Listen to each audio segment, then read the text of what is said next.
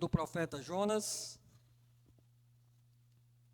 versículo 17 do capítulo 1, até o versículo 10 do capítulo 2. Mais uma vez, mesmo assentados, mas com bastante reverência, escutem o que vai ser lido, porque, mais uma vez, é a palavra de Deus, a palavra da salvação. e ela nos diz assim: Então Jonas, do ventre do peixe, orou ao Senhor seu Deus e disse: Na minha angústia clamei ao Senhor, e ele me respondeu. Na verdade, é do 17. Deparou o Senhor um grande peixe para que tragasse Jonas, e esteve Jonas 3 dias e 3 noites no ventre do peixe. Então Jonas, do ventre do peixe, orou ao Senhor seu Deus e disse: Na minha angústia clamei ao Senhor, e ele me respondeu do ventre do abismo. Gritei, e tu me ouviste a voz, pois me lançaste no profundo, no coração dos mares, e a corrente das águas me cercou, e todas as tuas ondas e as tuas vagas passaram por cima de mim. Então disse: Lançado estou de diante dos teus olhos, tornarei porventura a ver o teu santo templo? As águas me cercaram até a alma, e o abismo me rodeou, e as águas se enrolaram na minha cabeça.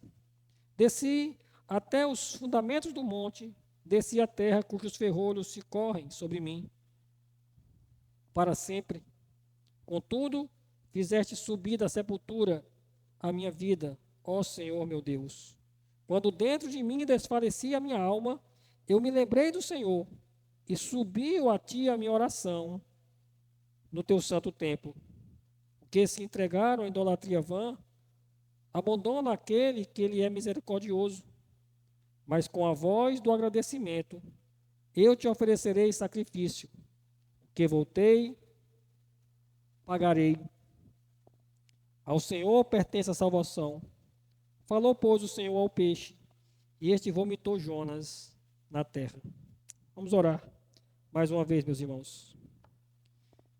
Senhor Deus, mais uma vez estamos diante da tua poderosa palavra, a palavra da salvação, a palavra que criou os céus, a terra e tudo que nela existe, e a palavra que pode salvar o pior dos pecadores.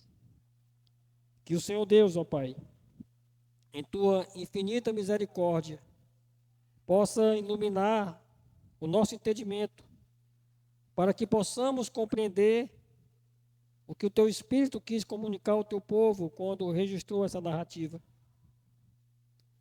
E que nós possamos, ó Deus, enxergar a obra de Cristo nesse texto da antiga aliança. Que o Senhor Deus possa usar a minha instrumentalidade, mais uma vez, para que a tua igreja seja edificada. Que o Senhor prepare o coração da igreja para receber a santa semente. E que nós, ao ouvirmos, ó Deus, a exortação graciosa da tua palavra, que os nossos corações não sejam endurecidos, mas sejam quebrantados diante do poder da tua voz. Que essa noite, ó Deus, seja uma noite de transformação. Que a tua palavra alcance as vidas. E assim o Senhor Deus abençoe tanto aos homens como às mulheres, jovens e as nossas crianças, ó Deus, que ficam para ouvir a voz do Senhor. E assim nós oramos a Ti, em nome do Senhor Jesus Cristo, que reina para todo sempre. Amém.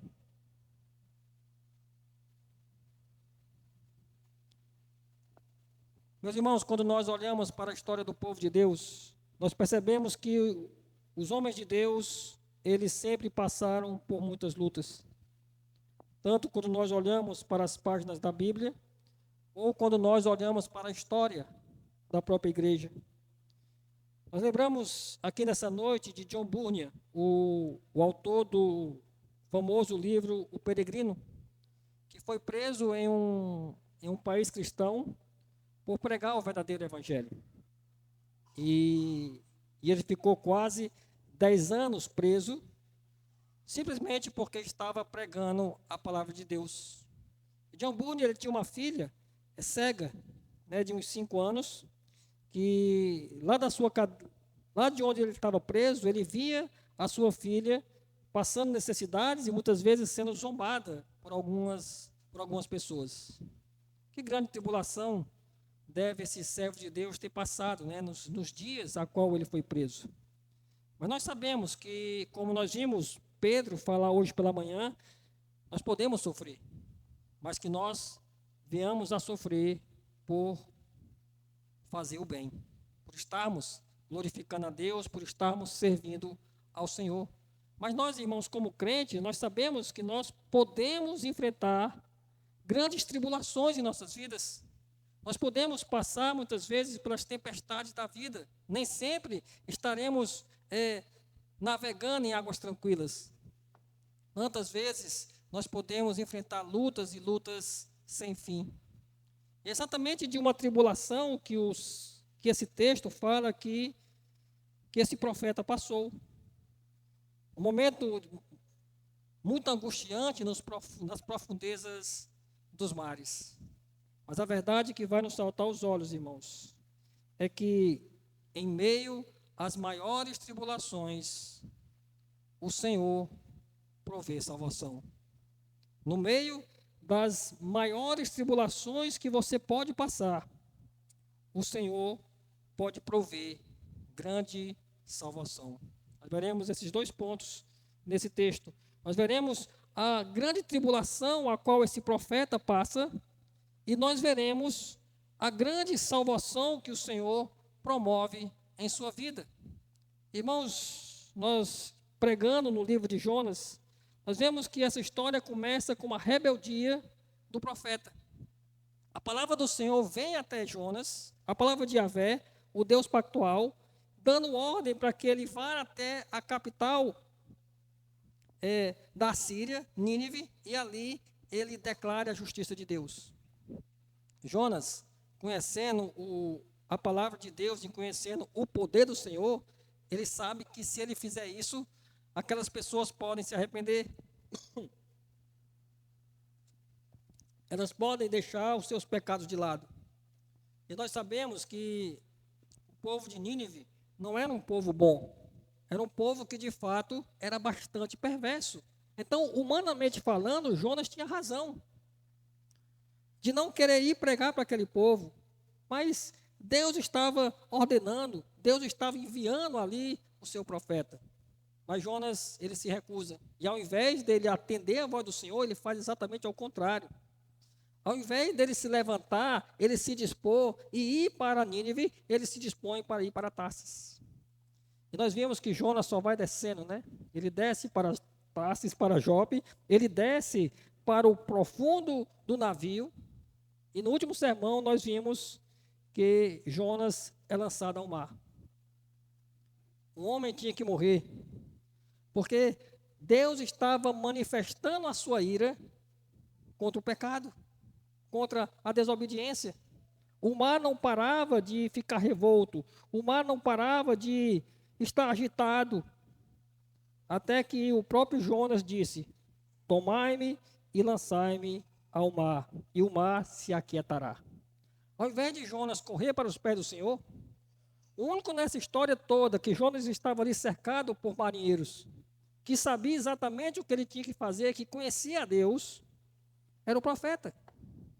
Mas ele tinha o coração enrijecido. Ele não queria se colocar no centro da vontade de Deus. Ele queria continuar com seu coração endurecido. E Jonas, ele é lançado ao mar. E o texto diz que quando Jonas é lançado ao mar, a tempestade, ela se acalma. Versículo 15 diz assim: levantaram Jonas e o lançaram ao mar, e cessou o mar da sua fúria. Ou seja, o homem tinha que morrer para que a ira de Deus fosse aplacada, porque Deus mesmo providencia o meio para que a sua ira contra o pecado, contra a transgressão, ela seja aplacada. Isso nos aponta para a obra de Cristo, que aconteceria milhares de anos depois, quando o homem Deus iria morrer naquela cruz, para que a ira de Deus fosse aplacada, para que a justiça do Senhor em relação ao nosso pecado, ela fosse satisfeita. E Jonas foi lançado ao mar. Mas no versículo 17, irmãos, que faz mais sentido ele fazer parte do capítulo 2 do que do capítulo 1, quando nós começamos a ver a tribulação a qual Jonas começa a enfrentar por causa do seu pecado, diz assim: deparou o Senhor um grande peixe para que tragasse a Jonas, e esteve Jonas 3 dias e 3 noites no ventre do peixe. Deparou Yahvé um grande peixe para que tragasse a Jonas. E ali ele ficou durante 3 dias e 3 noites no ventre daquele peixe. A expressão hebraica, irmãos, é só apontou o Senhor. Deus apontou algo. E apesar de que nós, muitas vezes nas escolas bíblicas da vida, nós aprendemos que Jonas foi engolido por uma baleia. É isso que se imagina, né, que Jonas foi engolido por uma baleia. A expressão hebraica é um grande animal marinho, que nós não sabemos qual é, mas que o Senhor apenas apontou aquele animal marinho para que ele tragasse a Jonas. Deus apenas apontou, como se Deus dissesse: olha, é ali animal marinho, é aquele ali que você vai engolir. Charles Spurgeon, ele fazendo um comentário desse texto, ele diz assim: como é que você pode pensar que você tem livre-arbítrio, se nem um grande animal marinho, uma fera marinho tem? Deus aponta para Jonas e o animal marinho vai lá e traga Jonas. Ele engole Jonas. O verbo tragar na língua hebraica é o verbo destruir, né? Como se Deus tivesse mandado o peixe para destruir Jonas. Mas nós sabemos, desde o capítulo 1, que não é vontade de Deus que Jonas morra.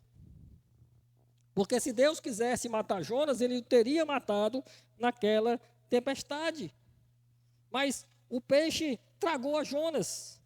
E a palavra do Senhor nos diz, meus irmãos, que esteve Jonas 3 dias e 3 noites no ventre do peixe. Ah, pastor, eu não posso crer numa história dessa, né?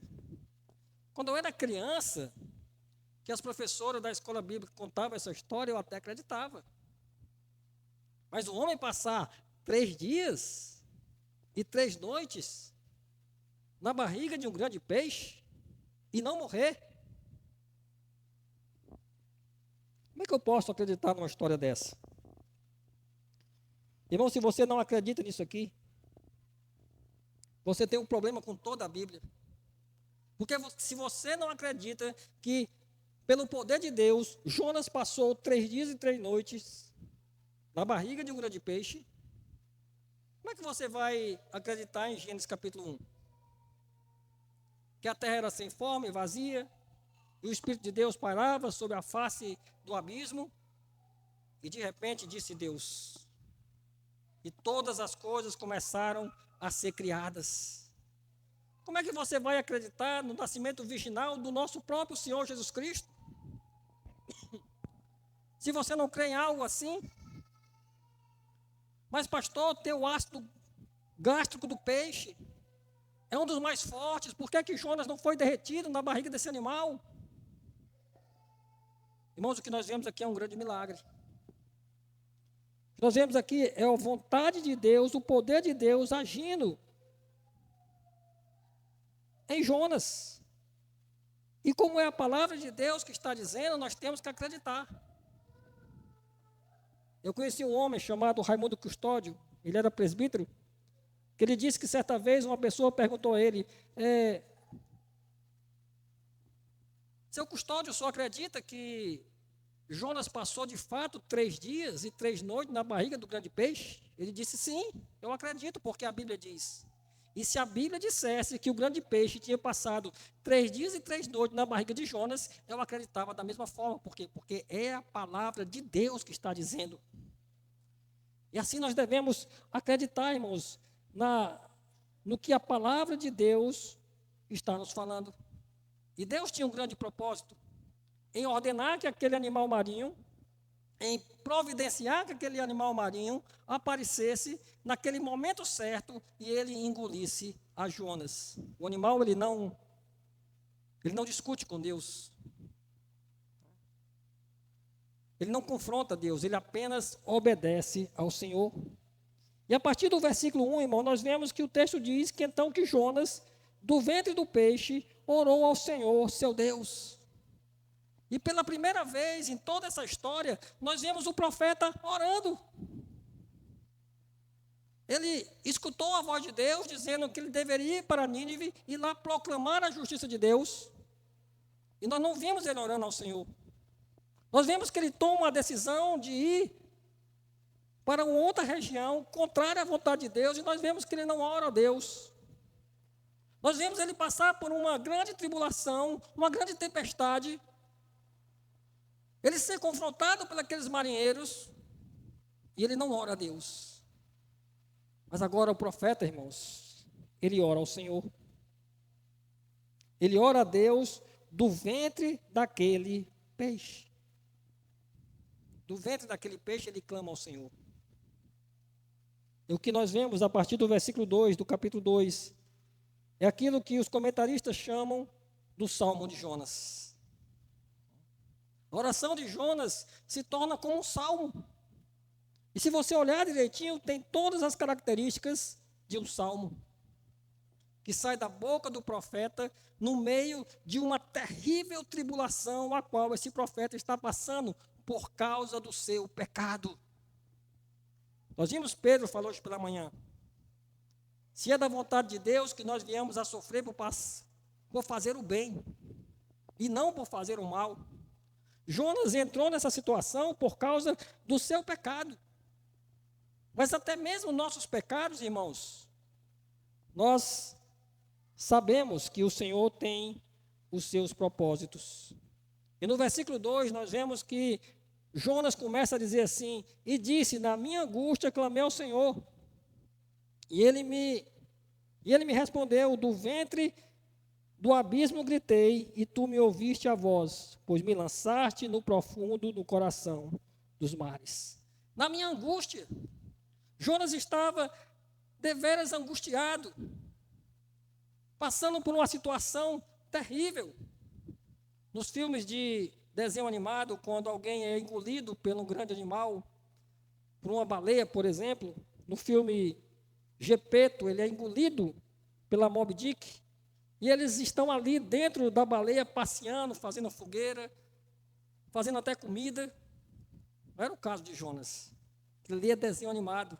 Jonas estava num local escuro, num local apertado, num local fedido, a qual ele não sabia nem onde ele estava. De repente ele se vê naquela situação, e ali ele clama ao Senhor. E Jonas, no versículo 3, ele diz algo que nos chama a atenção: pois me lançaste no profundo no coração dos mares. Mas de quem foi a ideia de ser lançado no mar? Foi do próprio Jonas.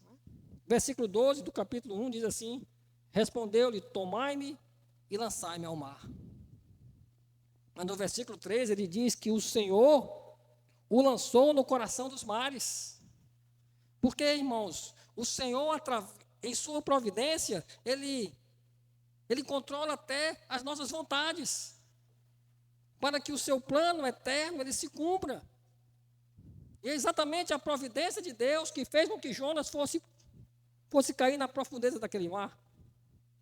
E nós sabemos que a providência de Deus era o meio pelo qual Deus, Ele governa tudo quanto acontece, as suas criaturas e a vontade delas. E é pela providência de Deus, irmão, que nós temos vivido. É pela providência de Deus que nós nos movemos, que nós respiramos e que nós devemos confiar.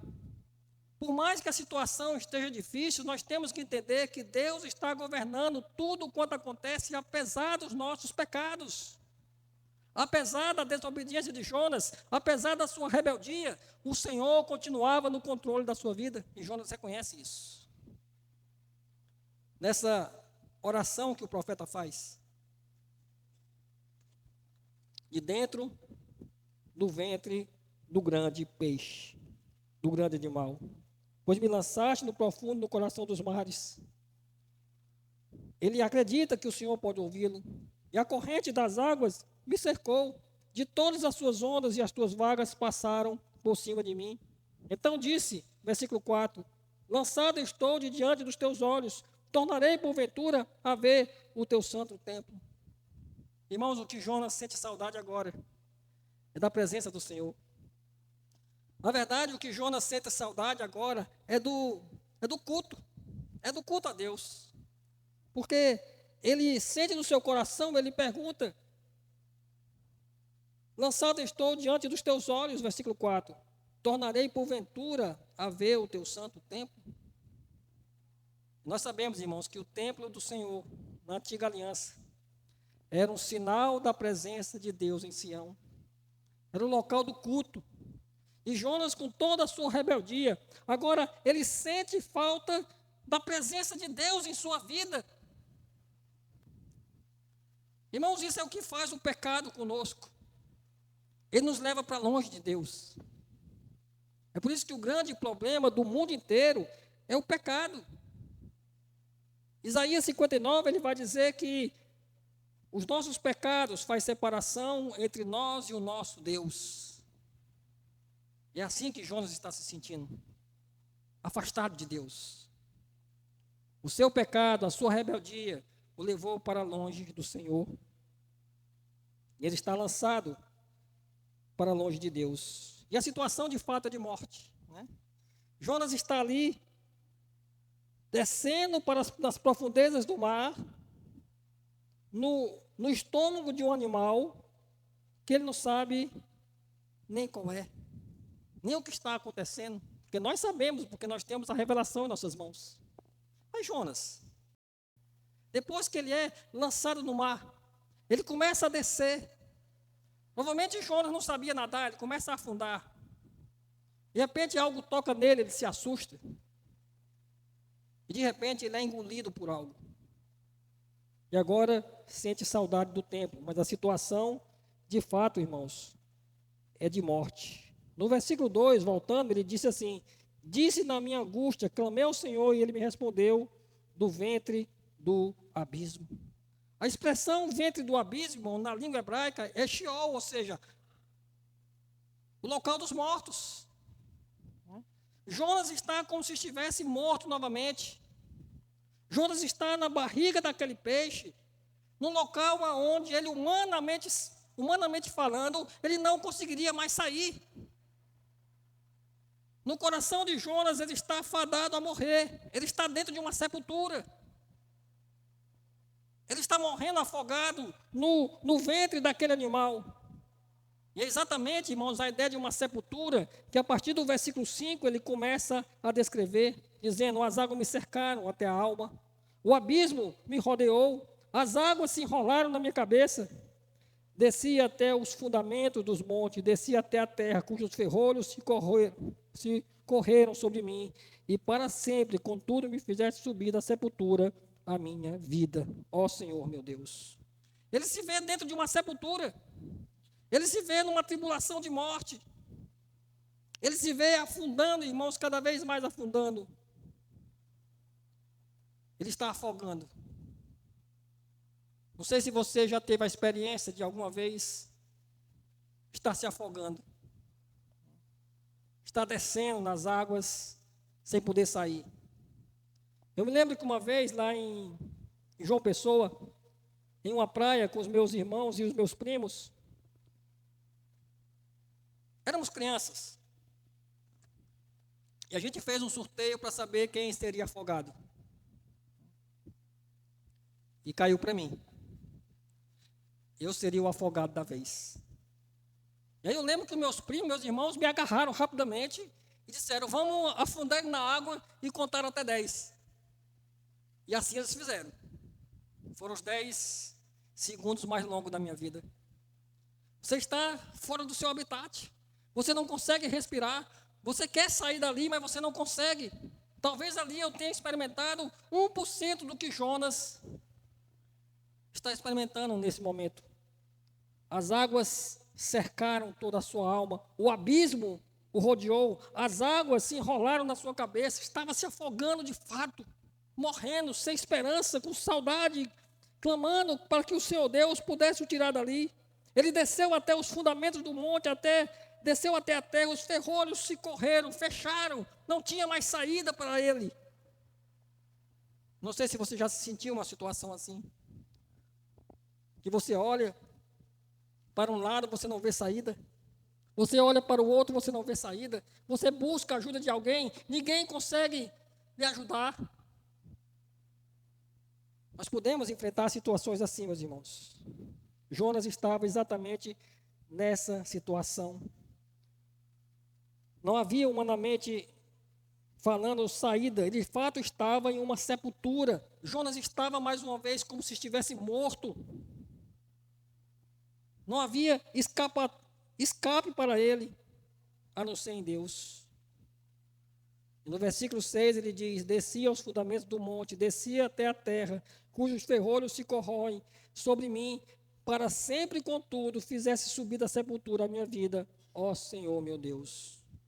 Quando ele declara isso, irmãos, ele ainda está dentro do grande peixe. Mas Jonas demonstra que ele é um profeta de fé. Mesmo no meio daquela tribulação, mesmo no meio daquela situação difícil, Jonas confia no Senhor. Jonas confia que o Deus ao qual ele serve, e nós vamos ver que em todo o desenrolar da história, Jonas conhece de fato aquele Deus de perto, ele conhece a sua misericórdia, ele conhece a sua graça, ele conhece a sua bondade. Por isso ele espera no Senhor. Ele sabe que é um Deus que pode transformar toda e qualquer situação. Jonas é um profeta de Deus, ele conhece a palavra do Senhor, ele é levantado para ensinar a sua palavra. E a sua palavra vem à sua mente. Ele espera na misericórdia de Deus, que pode o fazer subir daquela sepultura. Meu irmão, não importa a situação que talvez você esteja passando, eu não sei. Não importa a situação que talvez você ainda vá passar, que talvez você ainda vai enfrentar, mas saiba que o Senhor pode lhe socorrer. Por pior que seja a tribulação, o Senhor Deus pode lhe alcançar. Por mais que você esteja engordado por uma situação difícil, nem que sejam os seus próprios pecados, que muitas vezes nós estamos engordados pelo nosso próprio pecado. Nós não temos força para resistir.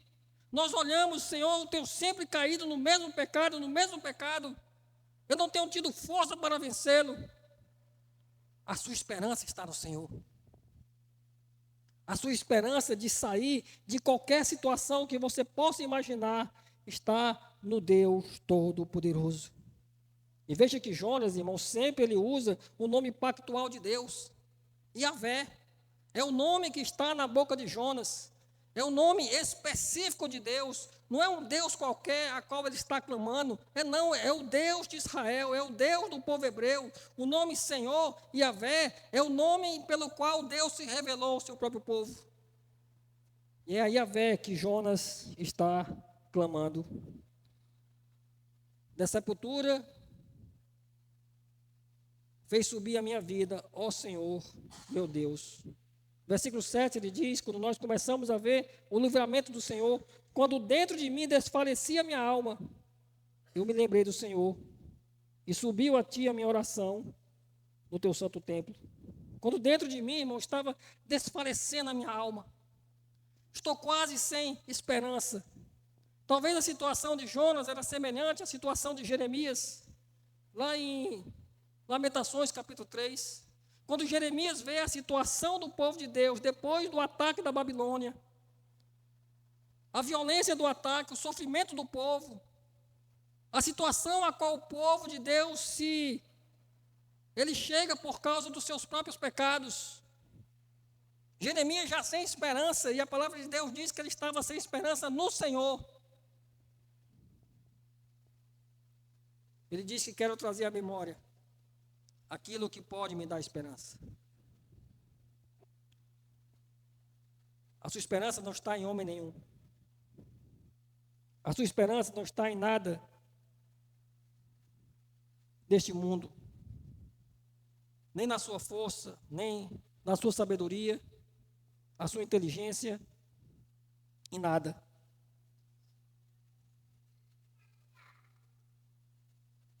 Onde poderia estar a esperança de Jonas?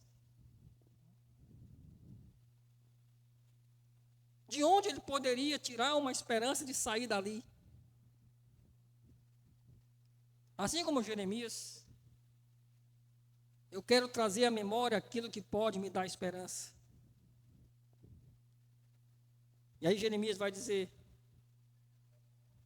as misericórdias do Senhor é a causa de não sermos consumidos, porque as suas misericórdias não têm fim, elas se renovam a cada manhã.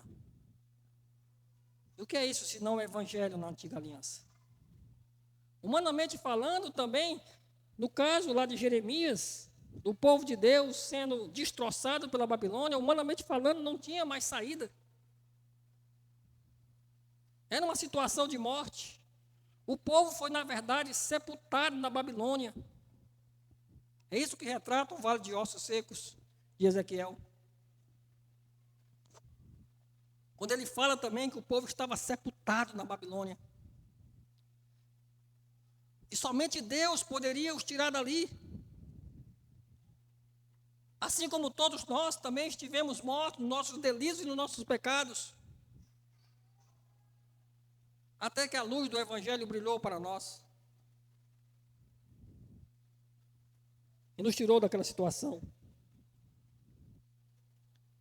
Jonas começa a reconhecer a sua fraqueza. Jonas começa a reconhecer como ele é um pecador.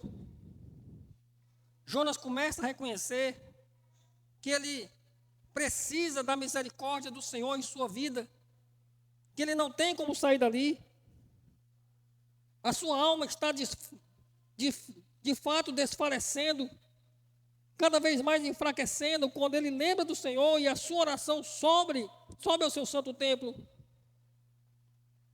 No versículo 8 ele diz: os que se entregam à idolatria vã, abandonam aquele que lhe é misericordioso. Aqueles que se entregam à idolatria vã, que buscam fazer a sua própria vontade, é aquilo que lá em Provérbios Salomão repete tantas vezes, né? Eclesiastes, na verdade, correr atrás do vento. Quando nós resolvemos viver a nossa própria vontade, quando nós resolvemos fazer aquilo que o nosso coração deseja, nós trocamos a misericórdia, a fidelidade do Senhor pelo nosso próprio desejo. Foi isso que Jonas fez. Deus ordenou a Jonas que ele fosse pregar em Nínive. Essa era a vontade soberana do Senhor, graciosa do Senhor. Não importava o que iria acontecer, ele tinha que obedecer. Mas Jonas agiu como muitas vezes você age. Você deixa de fazer a vontade de Deus porque você acha que tem um caminho melhor. Você acha que tem uma saída melhor. Você acha que pode fazer diferente do que Deus está ordenando e pode dar certo. Nunca vai dar, meus irmãos. Sempre que nós andamos contrário à vontade do Senhor, nós só encontramos tribulação em nossas vidas. No dia que o nosso pai Adão, ele pecou contra Deus, no dia que ele fugiu da vontade do Senhor, ele trouxe tribulação para toda a humanidade. Porque é isso que nós encontramos fora da vontade de Deus. Nós nos entregamos à idolatria vã, à nossa própria vontade, ao nosso próprio desejo, o nosso próprio coração.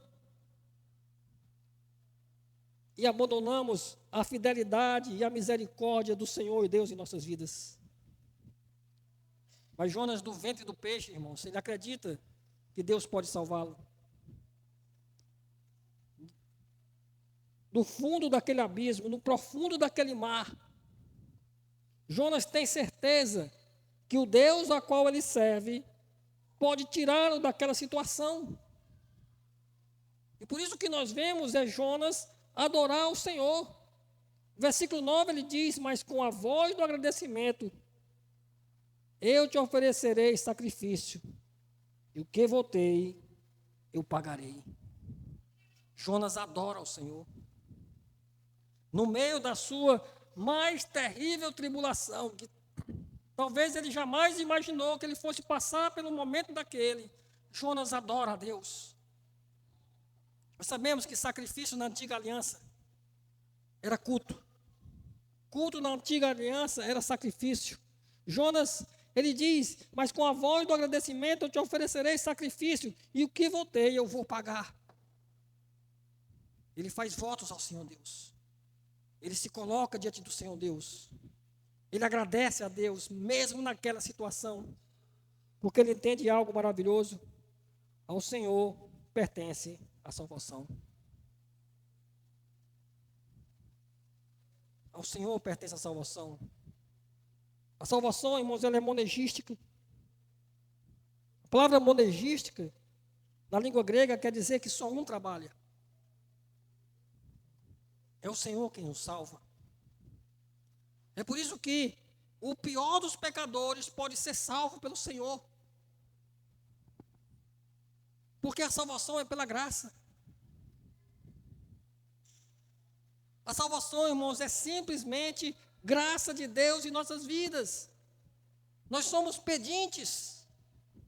Nós não temos direito a nada. Nós estávamos mortos em nossos delitos, nossos pecados, mas o Senhor nos salvou. E só o Senhor poderia salvar um povo tão pecador como nós. É por isso que há esperança para aquele seu parente que está vivendo longe de Deus. Para aquela pessoa que você tem orado para que ela seja salva. E muitas vezes você ora e você acha que está demorando, mas lembre, a salvação pertence ao Senhor. E não há ninguém que o Senhor Deus não possa salvar. Porque Ele vai salvar a Jonas dessa tribulação. Ele vai salvar Jonas dessa situação terrível a qual Jonas se encontra. Ele está nas profundezas, dentro do estômago de um peixe. Mas só Deus pode tirá-lo dali. Assim como todos nós, irmãos, estávamos no profundo da sepultura dos nossos pecados, e o Senhor nos resgatou. E é assim que a narrativa se encerra. Quando o Senhor diz, falou, pois, o Senhor ao peixe, e este vomitou Jonas da terra. Da mesma forma que o Senhor apontou o grande peixe, e o grande peixe engoliu Jonas,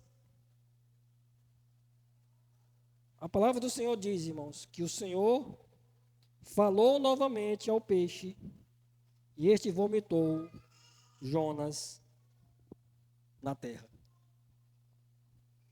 Jonas é lançado da sua sepultura. Todo sujo, fedendo a peixe. Mas ele é lançado do mais profundo abismo pela boca daquele peixe, para fazer a vontade de Deus. Mas há um motivo pelo qual isso tudo acontece. E nós começamos a entender por que tudo isso aconteceu quando nós vamos lá para a Nova Aliança. Mateus, capítulo 12. Mateus, capítulo 12, verso 40.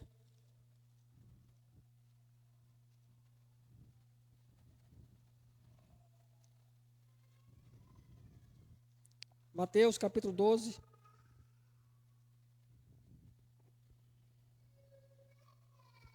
A partir do verso 38. Mateus, capítulo 12, verso 38, diz assim: Então alguns escribas e fariseus replicaram: Mestre, queremos ver de tua parte algum sinal. Ele, porém, respondeu: Uma geração má e adúltera pede um sinal, mas nenhum sinal lhe será dado, senão do profeta Jonas. Porque assim como esteve Jonas 3 dias e 3 noites no ventre do grande peixe, assim o Filho do Homem estará 3 dias e 3 noites no coração da terra. Ninivitas se levantarão no juízo com esta geração e a condenarão, porque se arrependeram com a pregação de Jonas.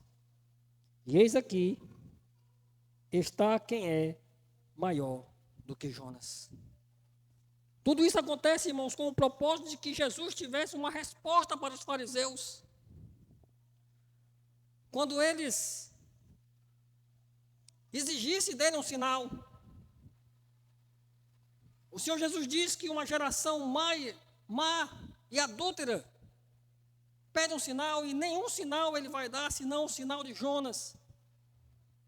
Porque assim como Jonas passou 3 dias e 3 noites no ventre daquele grande animal, assim o Filho do Homem, o Senhor Jesus Cristo, passaria 3 dias e 3 noites no seio da terra, na sua sepultura. Mas assim como Jonas foi vomitado por aquele peixe, o Senhor Jesus Cristo também seria vomitado da sua sepultura. Mas ao contrário de Jonas, que saiu daquela sepultura todo sujo, fedorento, do ventre de um peixe, o Senhor Jesus sai daquela sepultura glorificado, rompendo o selo da morte, mostrando a sua vitória diante da morte, sendo de fato um vencedor. E aquilo, irmão, nos traz grande esperança nessa noite, a qual nós também vivemos sob a iminência da morte. Nós também vivemos aí a um passo, quem sabe, um dia, 2 dias, 1 ano, 10 anos, de morrermos e também irmos para uma sepultura. Mas assim como Cristo ressuscitou, assim como Cristo foi vomitado daquela sepultura, nós também seremos. Passe 3 dias, passe 3 meses, passe 3 anos, passe 3 séculos, passe 3.000 anos. A promessa que nós temos, irmãos, a certeza que nós temos em nosso coração é que assim como o Senhor Jesus foi cuspido da sepultura, nós também seremos. E seremos vomitados da nossa sepultura para vivermos eternamente glorificados com Ele. Essa é a nossa esperança. Em meio a tantas lutas, dificuldades, em meio ao assombro da morte, é que a morte foi vencida pelo Senhor Jesus.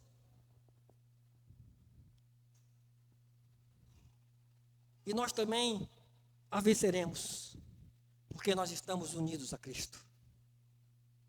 Assim como o apóstolo Paulo diz que Deus nos ressuscitou em Cristo Jesus, nós vamos ressuscitar verdadeiramente depois de passarmos pela morte física.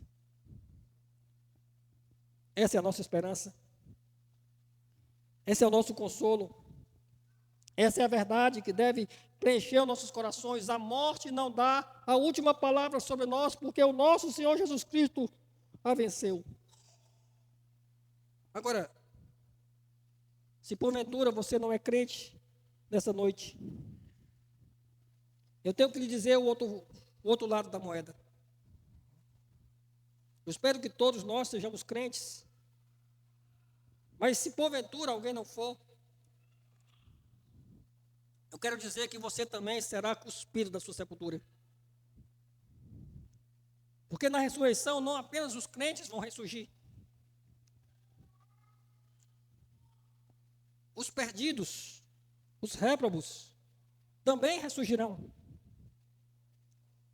Mas vão sair das suas sepulturas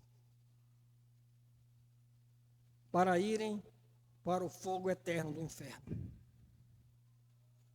E é por isso, se você não é crente nessa noite, você precisa desesperadamente de Cristo. Porque só Ele pode lhe livrar da sepultura eterna.